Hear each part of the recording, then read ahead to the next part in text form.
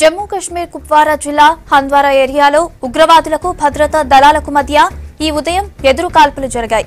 Army search operation చేస్తుండగా బాబాగుండ్ గ్రామంలో టెర్రరిస్టులు ఓ ఇంట్లో ఉన్నట్లు గుర్తించాయి భద్రతా దళాలు. ఆర్మీని చూసిన ఉగ్రవాదులు ఫైరింగ్ చేశారు. దీంతో వెంటనే ఎదురు కాల్పులు చేశారు జవాన్లు.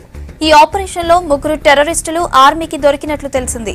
దీంతో కాల్పులు నిలిపివేసిన భద్రతా దళాలు ఆ ప్రాంతంలో కోంబింగ్ ముమ్మరం చేశాయి.